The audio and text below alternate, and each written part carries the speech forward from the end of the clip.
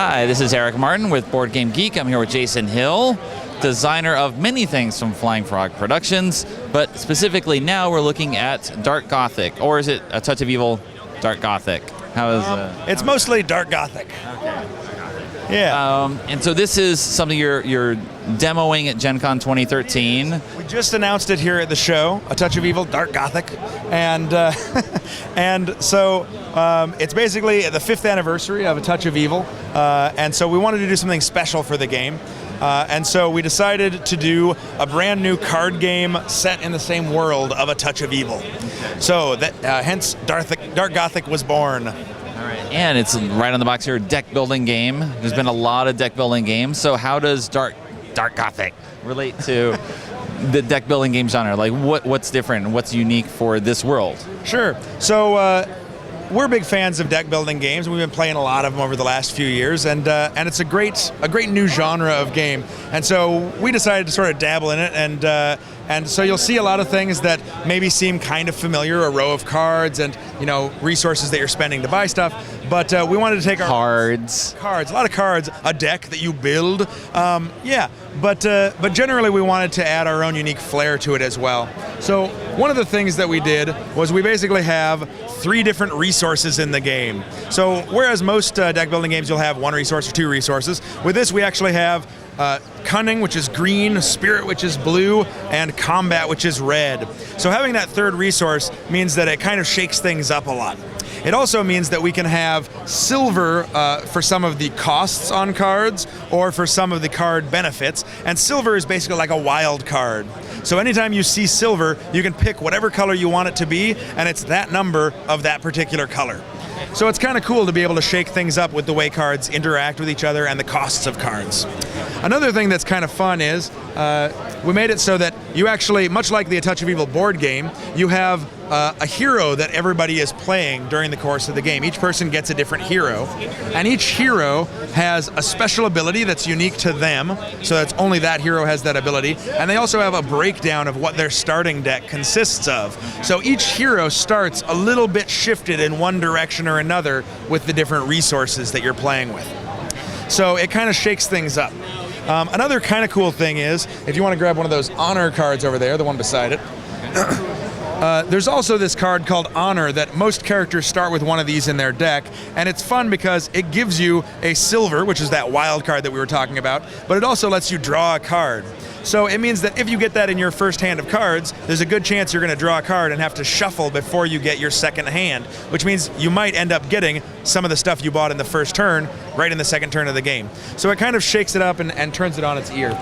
So what are we trying to do? What's the goal in here? We're not just building a deck. Correct. I mean, you gotta do something with it. No, so each person is playing a different monster hunter, and whereas the original Touch of Evil board game is very much focused on one villain, terrorizing one small town, with this it's sort of pulled out a little bit, and so instead you have a group of villains that are terrorizing the countryside, and so the heroes are sort of working a little bit together to try to take out the villains before the villains overrun the countryside, but they're also competing with one another to have the most investigation, the most victory points in their deck at the end of the game.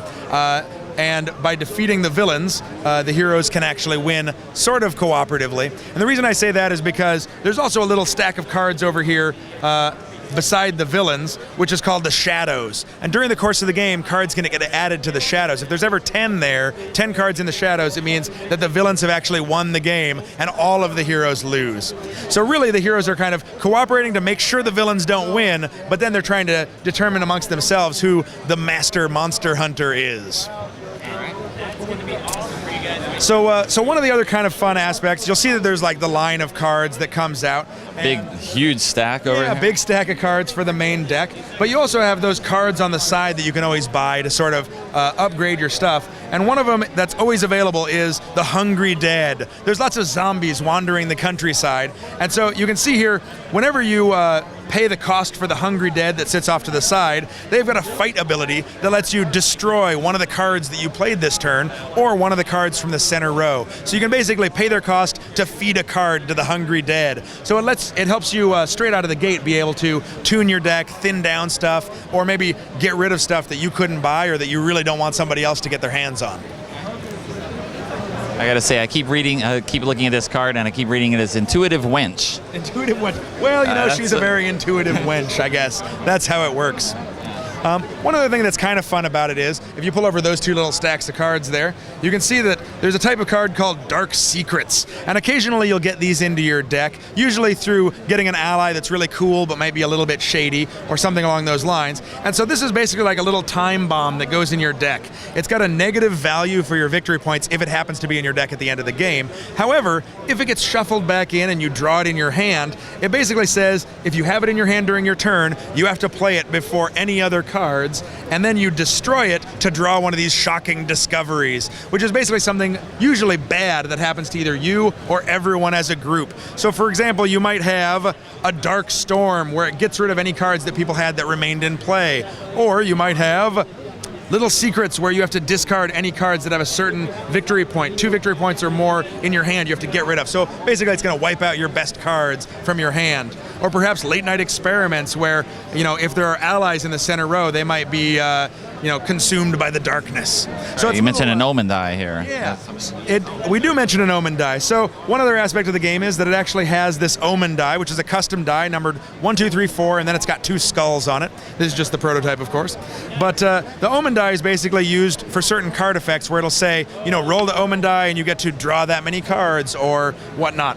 The skull is basically a 0, but it's also used for special effects. Where it's a skull. It's got to be something. Yeah, of course. A lot of cards, like this Angry Trees here, says when you play it, it's got a strike, so it attacks all the other players, and it says they roll the Omen Die, and if they roll a skull, they have to discard 2 cards from their hand. So by defeating this Angry Trees and getting this into my deck, I can play it and have the Angry Trees basically strike out at all the other players and maybe sort of slow them down so that I'm more likely to take out the villains. Turn the trees to your side. I like your tree imitation there, too. It was good. So anything else? This is, it mentions on the sign here, debuting February of 2014 is the goal. So February of 2014, and yeah, like I said, we're just showing it off at the show.